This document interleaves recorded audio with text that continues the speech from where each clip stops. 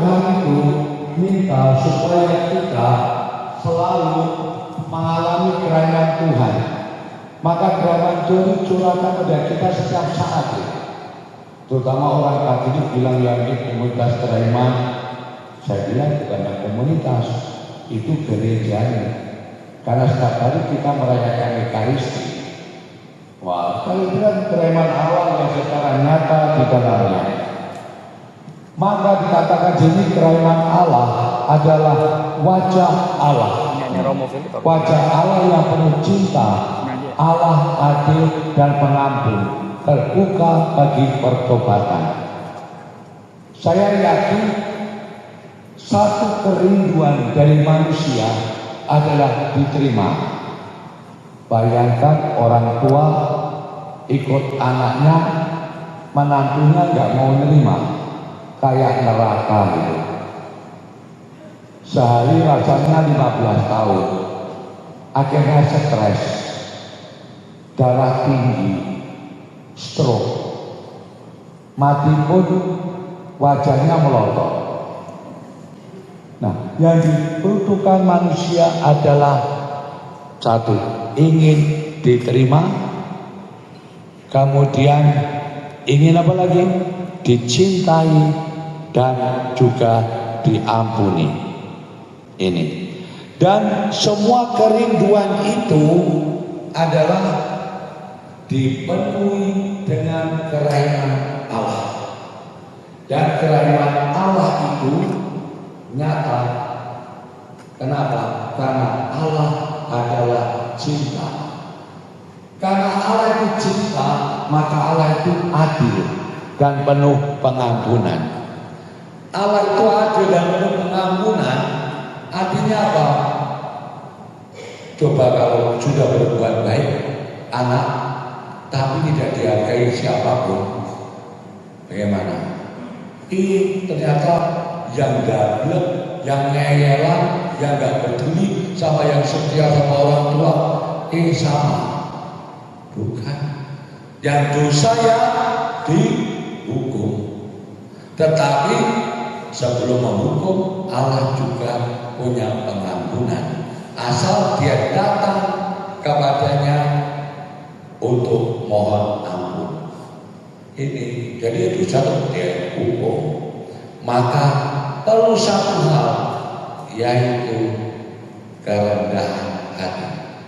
Ini kalau enggak rendah hati, kerendahan hati, orang rendah hati berserah kepada Tuhan. Kalau berserah kepada Tuhan, maka dia akan menerima kerajaan Allah. Maka kerajaan Allah itu bukan hadiah bagi orang yang sudah sempurna.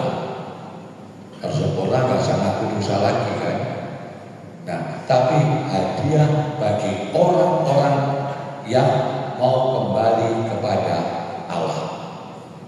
Itu. Jadi kerajaan Tuhan itu tak ada cinta. Coba seorang ibu, pandai nakal, dimarahi, tapi dalam hatinya siap untuk mengampuni dia. Itulah Allah. Yang Allah kita. Allah jalan pertobatan kita dan juga jalan untuk berbelas kasih. Maka dalam pengakuan dosa dan sebagainya itu bukan hukuman, tetapi ini adalah kerajaan Tuhan. Sudah mengaku dosa belum? Nah, maka ada dikatakan orang yang menerima kerajaan Allah tidak dibelenggu lagi oleh rasa bersalah terus menerus. Ya aku salah dan diampuni. Ingat, setan itu bentuknya mengatakan begini. Dosamu sudah gak diampuni, dosamu terlalu besar. Ngapain bertobat? Gak perlu tetap masuk neraka. Itu setan.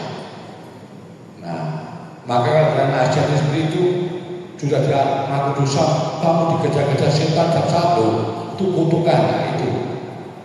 Maka kata mohon keluarga itu kan, gereja Katolik tidak mempercayai itu. Nah, pohon keluarga apa itu? Pokoknya dosa turun-temurun tidak. Nah, itu yang terjadi karena Allah adalah pengampun. Yang ada adalah pengharapan, bukan rasa bersalah. Sudah ngaku dosa belum? Sudah kan? Saya 15 tahun di paroki yang sama. 16 tahun malah. Sebentar lagi. Maka satu dosa umat sudah hafal semuanya. Hafal saya itu. Sampai tahu itu ibu ini, oh ya sudah ada. Sebelum datang sudah ada penitensi, sudah tahu. Karena ada dosa sebentar yang lalu sampai sekarang sudah sama kan. Maka kalau dilihat itu orang saya bisa 100 orang cepat saya dosa, cepat saya lakukan. Karena saya hafal satu persatu, titik komanya pun saya hafal. Nah, itu teman-teman yang terkasih, banyak orang mengatakan seperti ini. Ada saja pernah saya marah. Setiap hari itu orang ngaku dosa. Setiap hari itu, mau saya ngaku dosa, saya ngaku dosanya sama. Kemudian ada juga seorang saya disuruh ibu ini untuk ngaku dosa sama Romo. Kalau dia ngaku dosa ini belum pengguguran, sudah Romo. Ya katanya ibu saya ini dikejar-kejar oleh bayi itu sampai selesai, stres. Nah, saya ngaku dosa, besok datang lagi ngaku dosa, bahkan sudah dong. Dan katanya masih dikejar-kejar. Nah ini, kalau sudah ada pengampunan, kadang-kadang kita udah ngaku dosa, 10 tahun yang lalu diulangi terus dosa sama terus. Ya kadang-kadang ngaku dosa, dosanya yang pengakuan terakhir itu kapan? Dan itu sebenarnya tanpa sadar kita kalau terus merasa bersalah, kita adalah masuk dalam perangkap iblis. Supaya kita tidak mengakui kereman Allah. Maka dosanya itu, ya dosa yang terakhir Natal sampai sekarang sudah tahun 2000 itu diulangi terus itu sampai panjang luar biasa itu. Ini Allah kita. Next Pak. Nah, maka pertobatan yang sejati ini saya buat dengan cinta ini. Itu presentasi saya. Sederhana, tapi lumayan juga ya. Nah, pertobatan bukan karena takut hukuman, tetapi karena kasih Allah seperti peristiwa anak yang hilang. Maka ketika ada dosa, rahmat Allah bekerja paling kuat. Maka ada tobat, tobat membawa pemulihan dan kehidupan baru. Nah, kita bertobat bukan karena takut dihukum. Jadi katakan, kalau saya tidak bertobat, oh nanti anak saya kena kutukan. Bukan, tapi karena kita percaya bahwa kasih Allah berlimpah tanpa syarat. Seperti anak yang hilang, dia kembali apa? Dia tahu bahwa Allah bapaknya akan menerima, maka dia kembali. Bukan karena takut dihukum, bukan. Dia tahu bahwa dia tidak akan dihukum, tetapi akan diterima. Inilah sebenarnya kereman Allah yang sejati. Maka ada semua yang suka berdoa kereman ilahi dan sebagainya adalah orang-orang yang luar biasa. Karena percaya Allah akan mengampuni. Tapi kalau nggak percaya karena Allah yang selalu mengampuni, ngapain kita baru jam 3 doa? Ada program demi sengsara Yesus yang pergi, tapi kadang itu saya nggak percaya, pasti dihukum kan? Nggak mungkin kan? Nah, maka ketika ada dosa, rahmat Allah bekerja luar biasa untuk kita. Ketika ada dosa, Allah itu karena dia baik bekerja luar biasa. Maka ada dikatakan kata yang indah, bahwa kereman Allah itu bukan hadiah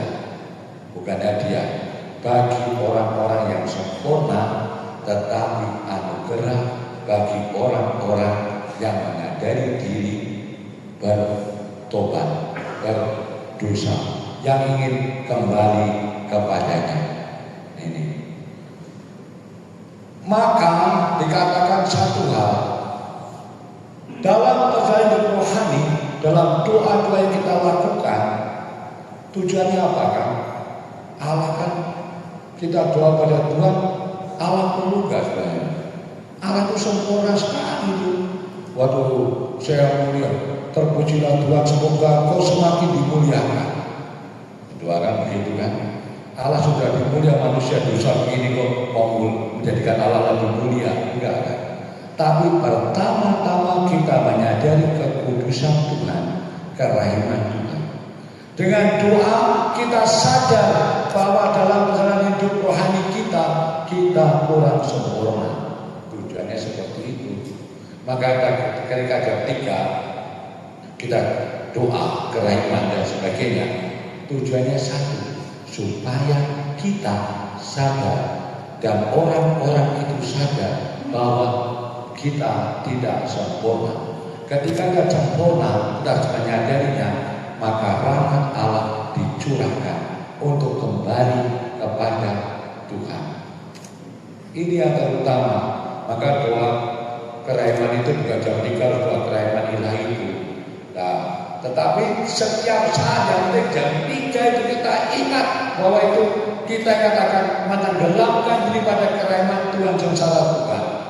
Jangan sedang rapat tiba-tiba doa kerahiman Tuhan langsung ditutup dengan atau mulai dengan korupa demi sengsara Yesus yang dipecah. Yang penting satu kita ingat kalau nggak sempat ke kapela sebentar ya sudah. Nah sudah kita ingat Yesus engkaulah adalah. Yang terutama ya doa jam 3 itu jangan salib karena kerahiman Tuhan nyata di sini. Jangan sampai aku salah, ya Tuhan saya nggak bisa doa kerahiman ilahi. Kenapa? Doa kerahiman karena ini jam 3 ini ada pura-pura gini, aduh sama doa kerahiman izin dulu ke toilet, sudah baca dulu ya. Yang penting satu, setiap jam 3 kita diingatkan terfokus pada Tuhan yang punya kerahiman Allah yang besar ini. Maka ingat pertobatan bukan karena takut, tetapi kita menyadari kasih Allah yang luar biasa dalam hidup kita. Next. Nah, kerahiman ilahi tidak hanya berhenti pada doa. Waduh, yang penting aku doa jam 3. Tapi kerahiman ilahi harus nyata dalam kehidupan sehari-hari. Artinya apa? Nyata di dalam kepedulian,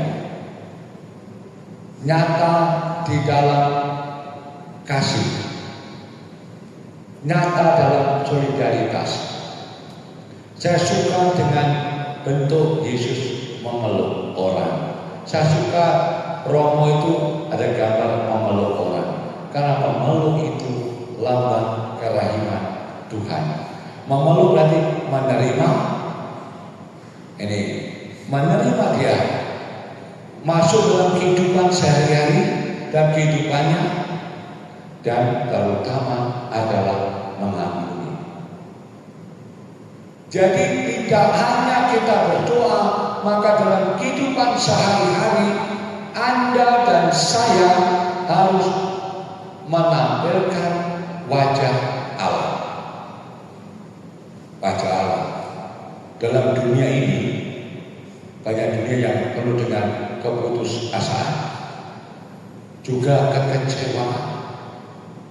Saya dulu tidak pernah berpikir di Santa Odilia itu ada banyak orang mulai putus asa, banyak orang mulai ingin cerai. Katanya itu hidup perkawinan membuat mereka merasa semakin sengsara. Banyak masalah orang hamil di luar nikah. Tidak pernah terpikir dalam otak saya di desa seperti itu. Kok sudah mulai terjadi seperti ini. Saya sering telepon orang ulang tahun, hampir rumah saya sama ulang tahunku. Bukannya dengan marah mereka, ternyata marahnya bukan karena apa? Dia pikir saya adalah debt collector. Di mana semua orang itu salah kan? Kalau dia telepon dikira ini penipu, sudah tidak tenang dalam hidup seperti itu.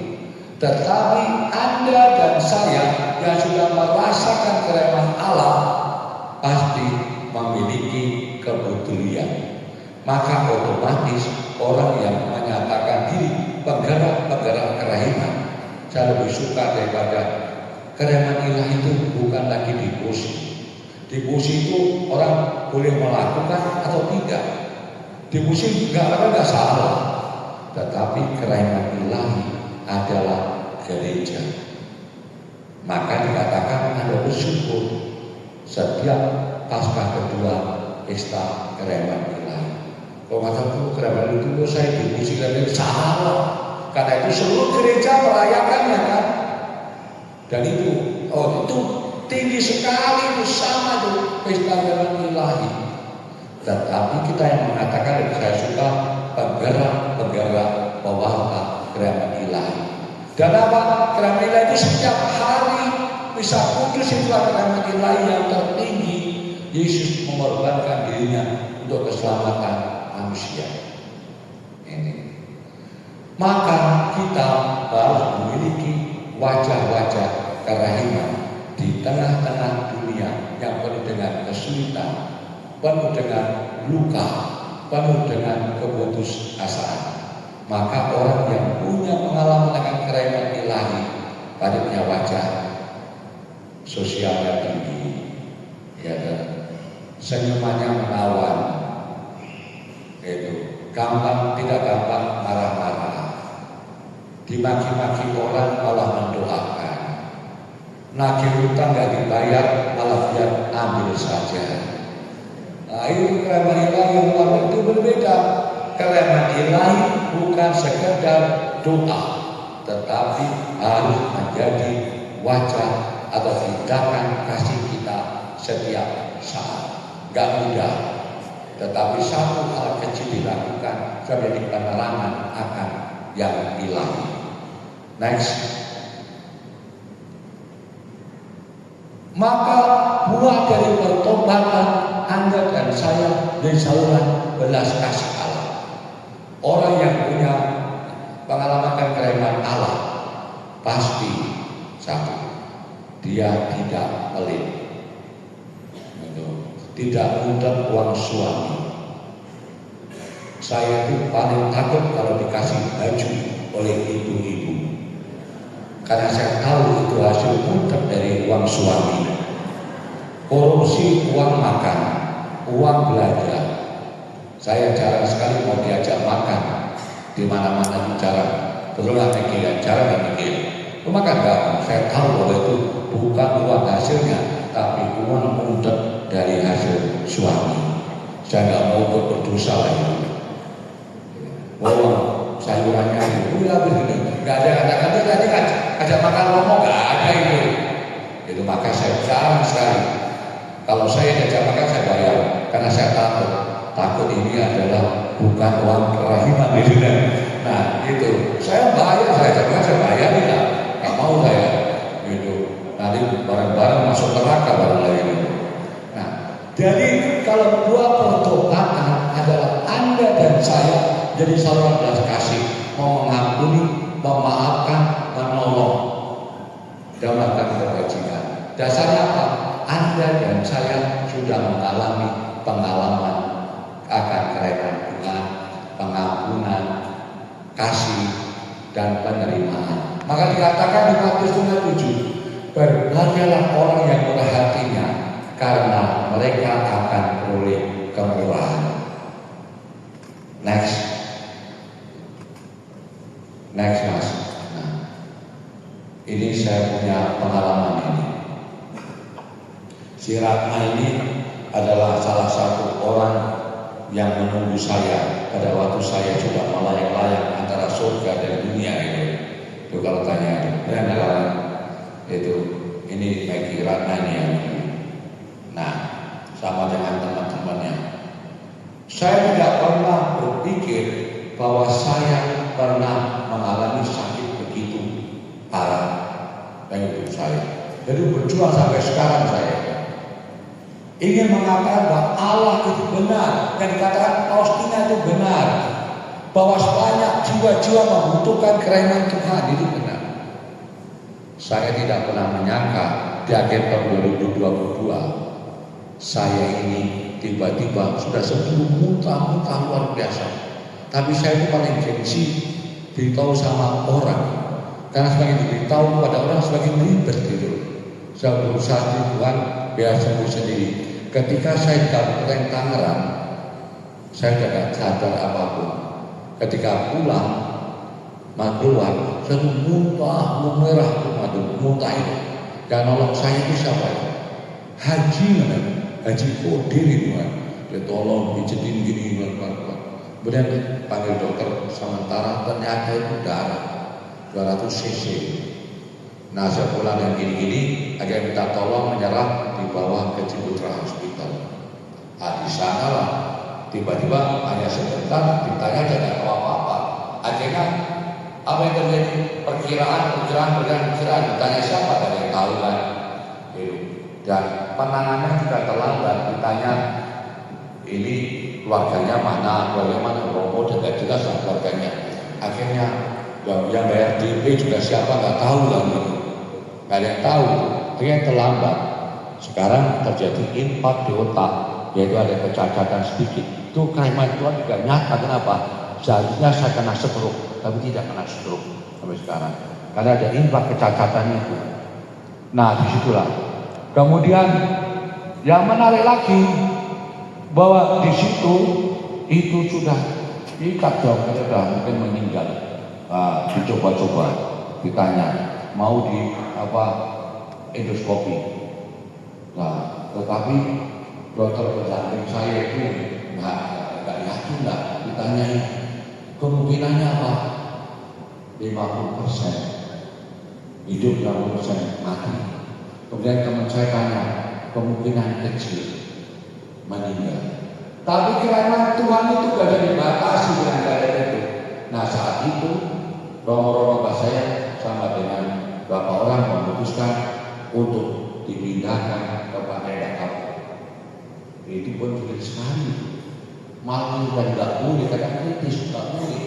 Dan sedangkan dari daerah kamu bagaimana ambil saya? Itu. Tapi ya pentingnya perempuan. Tuhan itu punya kerahiman. Kalau punya tujuan luar biasa, ada seorang dokter yang bawelnya luar biasa, itu setan pun kalah itu kan. Maka dia datang di situ, dia bisa nawar, akhirnya daripada urusan dengan dia lebih menyerah. Akhirnya boleh, tapi nggak boleh pakai ambulan di situ. Bahkan mati kan. Ini ceritanya dari Romo yang dari saya nggak tahu. Tapi di tengah-tengah kritis itu ada ambulan yang melewati. Akhirnya dibawa ke rumah sakit sana, langsung masuk ICU, pakai ini, katanya pakai ventilator dan sebagainya. Nanti kita harapkan dia tahu, karena tahu juga tahu saya, nanti kita banyak tahu juga saya. Nah, kemudian apa terjadi di situ? Sudah beberapa hari harus diganti selangnya, mau digolongi di sini. Ternyata apa yang terjadi? Semakin turun itu. Keadaan saya semakin menurun. Waduh katanya ini tinggal berapa hari yang kita cabut dah jauh ke surga. Tetapi dokternya hebat, ternyata jantung saya itu kuat sekali. Jantungnya dulu lah habis, tapi nggak mati-mati malah. Tapi justru pada malam Natal itulah yang terjadi, saya sudah mulai sedikit sadar katanya. Kemudian sore itu teman saya datang, saya nggak tahu di mana, dia katakan hari ini ulang tahun saya. Saya mulai, saya di mana? Dan si Noah teman saya itu ada suara di bed, buang sakit angkel, buang ke laut. Di mana? Dan saya lihat itu, tapi saya nggak sadar betul itu.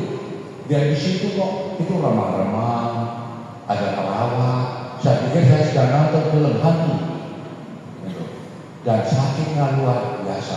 Sejak saat itu saya yakin saya meninggal. Karena kalau sudah masuk di ruang itu, kalau bisa keluar lagi, itu mujizat luar biasa. Di depan suara tit meninggal, tit kanan meninggal, tit kiri meninggal. Dan itu kata orang meninggal lagi. Sudah mulai kesakitan, mulai stres lagi. Kapan giliran? Tapi puji Tuhan, waktu itu telinga saya itu tuli benar itu. Maka kata Tuhan panggil nama saya nggak dengar itu. Maka sekarang saya bisa hidup. Dan saat itulah pergumulan saya terjadi. Tuhan, saya takut. Tuhan, saya takut. Takut sekali. Lalu apa yang terjadi? Yang dikatakan oleh Saudara Faustina itu betul itu. Saya boleh bergumul dengan ketakutan. Kenapa? Karena di sini telinga saya sama hampir 2 hari itu semakin banyak itu orang-orang berteriak minta tolong. Betul itu ketakutan luar biasa, semakin banyak. Saya takut sekali. Maka saya katakan ya, retret yang paling bagus bukan di Cikaniri. Retret yang paling bagus bukan di Samadhi. Retret yang paling bagus adalah masuk di Yesus. Jadi bisa melihat Tuhan dan bisa melihat setan, langsung tertobat itu buat saya. Gitu. Coba sekali di situ aja lah, 2 hari aja sendiri, pas malam hari. Dan itu benar saya. Dan yang dikatakan dalam kitab suci benar. Saya mencoba berdua, Bapak kan tidak tahu. Selamanya tidak bisa menemukan. Hanya ada lagu ku sembah Kau Tuhan, ku sembah Kau Tuhan. Lagu itu dari lagu Yesus Kau andalanku, Yesus Kau andalanku, Yesus Kau andalanku, Engkau andalanku sepanjang hidupku. Dan itu yang dikatakan Faustina benar. Saya itu apa yang dia? Lama-lama itu hilang sendiri. Dan suara itu kita yang ikuti dengan hati itu hilang. Kalau kita fokus pada firman Tuhan, pada orang-orang diselamatkan. Lalu bagaimana? Tuhan saya takut kalau mati Tuhan jangan di ICU. Dia itu sepi banget itu. Benar-benar saya ternyata orang yang sudah koma itu sensitif sekali. Saya tahu siapa yang nengok saya, itu sudah saya kabarin semua itu.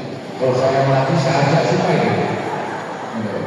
Itu sensitif kan itu tebal. Tapi ini nengok, itu nengok. Dan saya tahu orang datang. Itu saya tahu. Bahkan sama lagi, saya tahu. Itu tahu apa? Yang nggak nengok saya itu siapa? Itu sudah saya datarin semua. Kalau aku sudah hari ini nomor 1 yang saya kenal baik, saya akan ajak dua. Itu sudah saya datarin semuanya itu. Untuk saya masih itu. Kalau enggak kita itu perlu dengan apa? Bisa Allah itu. Dan itu kan kejadian jaya di tahun Natal. Yesus mengatakan ayat kitab suci di Yohanes, penyakit ini tidak membawa pada kematian, tetapi akan menyatakan kemuliaan Allah. Oleh penyakit ini anak Allah dimuliakan. Amin Tuhan. Dan berapa hari kemudian saya benar-benar menjadi wajah kerenan Tuhan. Saya berusaha di situ. Saya belum sadar siapa saya, dan saya tahu saya Allah. Nah, di sebelahnya di Webiana pada waktu KRK di Bekasi, saya ceritakan ini ternyata kakaknya ada di situ. Dia menceritakan pengalaman. Kenapa? Saya bilang kebanyakan berkerumun. Suster-suster perawat itu pada naik ke ranjang. Yang sakit itu dan ini, ada yang begini. Saya pakai tulisan. Saya tanya ada apa? Berhenti jantung. Tapi minim saya Tuhan, saya merasakan kebaikan. Tuhan, saya merasakan nyata isi jam 2 pagi. Saya bilang sudah, tolong ya kacau-kacau lah. Karena ada rumput nggak jelas itu. Benar nggak? Biasanya kacau-kacau. Jadi kalau lihat miringnya saya ini di Terana tahu lah itu. Nggak boleh. Tetapi saya paksa. Akhirnya didekatkan dan didekatkan di situ. Dan itulah saya memberikan doa peringatan darurat. Hanya Tuhan yang tahu orang sakit mempunyai suci orang sakit. Ternyata saya dan dengan nggak tahu bahasanya seperti apa. Yang penting saya mau apa kata mereka juga nggak tahu. Dan saya lakukan. Tidak saat itulah semua orang yang nangis menjadi tenang. Itu. Kemudian saya katakan sama teman-teman, tolonglah saya keluarkan dari ICU. Ini matinya bukan karena saya sakit, tapi karena takut saya. Maka dia mengajak Maggie, nanti kalau kita gak usah kecekan ini penyembuhan luka batin, masukkan di ICU aja lah. Nah, tapi itu mahalnya luar biasa. Dan yang dikatakan itu benar. Ternyata di situ ada perebutan jiwa-jiwa. Saya itu. Dan saya kenal semua itu yang meninggal itu. Itu kenal. Tapi di Bintaro nggak ada. Nah, aman itu dah. Itu apa wajahnya paling-paling jadi rebutan-rebutan. Hanya satu. Ku sembah Tuhan, ku sembah Tuhan, ku puji, ku muliakan nama-Mu Yesus. Ternyata menyembah kereman Allah itu luar biasa.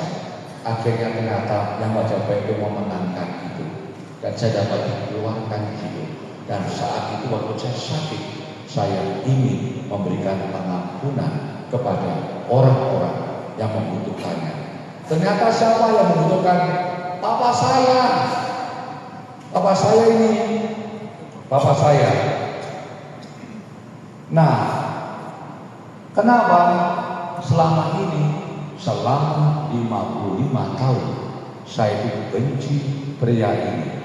Benci sekali. Saya lebih suka melihat Dracula daripada ini. Benci sekali. Kalau saya ketemu dia hanya 5 menit. Karena dipaksa.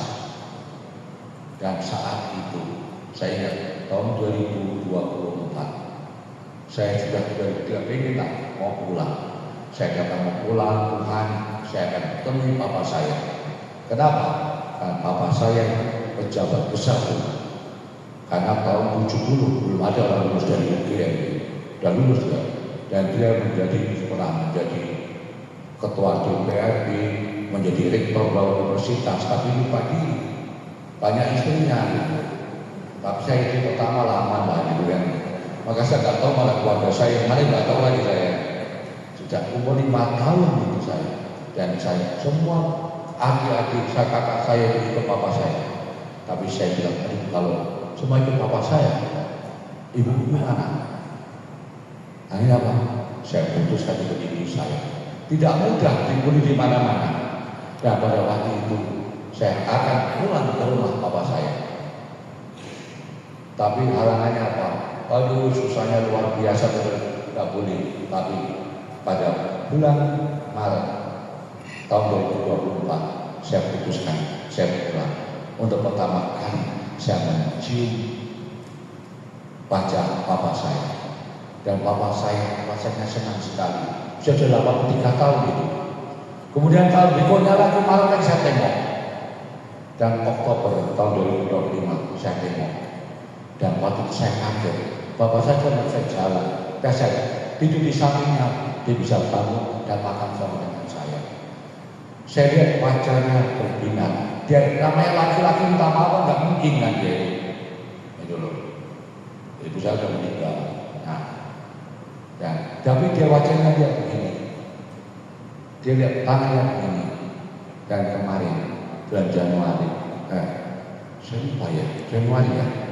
Januari kemarin Bapak saya dipanggil Tuhan dengan sukacita.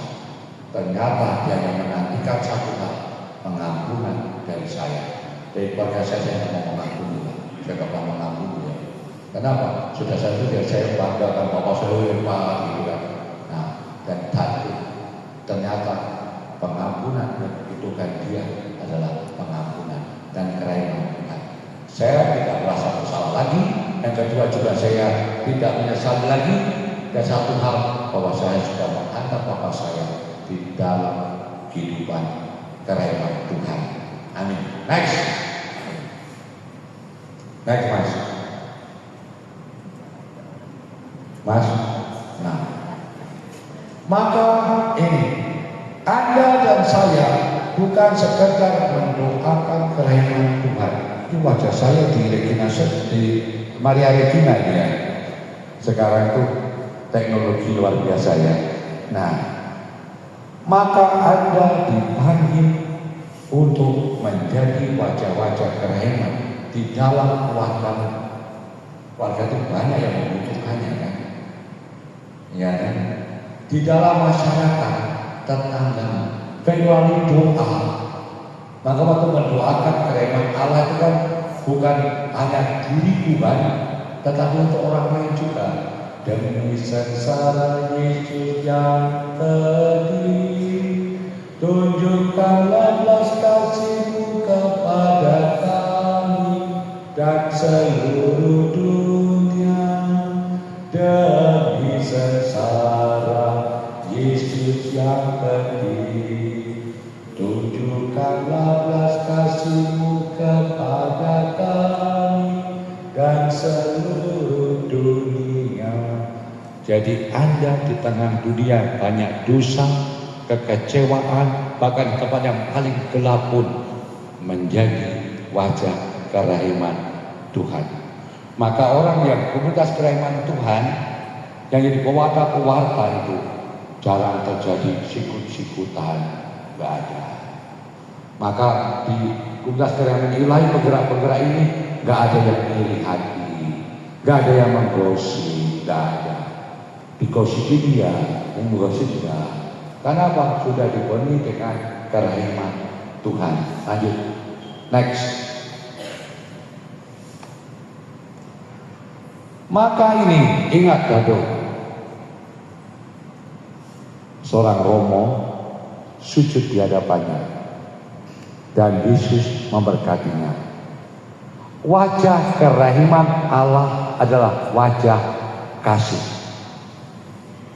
Dan wajah kerahiman Allah adalah wajah cinta pada sesama kita. Ini kan nanti mulai Jumat Agung atau apa ya? Novena Kerahiman Ilahi ya. Jumat Agung itu. Ini nanti akan saya rinci akan saya buat artikel itu. Nah, ini. Dan kerahiman ilahi adalah jalan hidup. Dari hidup kita. Artinya apa? Tuhan itu hadir di dalam hidup kita sehari-hari. Bukan sekedar apa? Di dalam doa, di ruang gereja enggak. Tapi di mana saja Anda dan saya bukan sekedar merenungkan kerahiman Tuhan, tetapi dipanggil untuk mewartakan kerahiman Allah yang menghidupi kerahiman Tuhan. Ini oleh kasih, peduli, menolong. Kalian juga berjuang ke rumah sakit, mendoakan, menghibur, iya kan? Itulah kerahiman Tuhan. Bukan sekedar doa, tapi membawa kerahiman Tuhan di mana-mana. Nah, maka Anda dan saya juga diutus untuk membawa kasih kepada setiap orang yang kita temui. Next yang terakhir. Ini Yesus pernah juga diajak naik Harley Davidson. Dunia lebih damai hidup dalam kerahiman ilahi. Artinya apa? Di dalam dunia modern ini, Yesus juga dengan kesibukan kita. Dia juga memberkati kita. Nah, dan Tuhan tidak pernah meninggalkan kita di tengah-tengah persoalan kita. Maka Tuhan mengatakan, di mana saja engkau berada, kerahimanku selalu berlimpah-limpah kepadamu. Maka Anda dan saya juga, di mana kita sedang bekerja, ingat, kerahiman Tuhan ada di sana. Anda dan saya harus menjadi berkat bagi mereka. Di tengah-tengah kemacetan, kita ingat jam 3 Yesus sekolah adalah baca ya mana bahwa turun ya kerahiman Tuhan. Di tengah persoalan, kerahiman Tuhan menyertai perjalanan hidup kita. Maka kesimpulannya, kerahiman Tuhan adalah jalan hidup. Mengubah yang luka menjadi penuh pengharapan, membawa pertobatan menuju tindakan kasih. Ketika banyak orang semakin terkenal dalam kerahiman ilahi serta Palestina, maka dunia menjadi lebih damai. Tuhan memberkati kita semuanya. Amin. Terima kasih.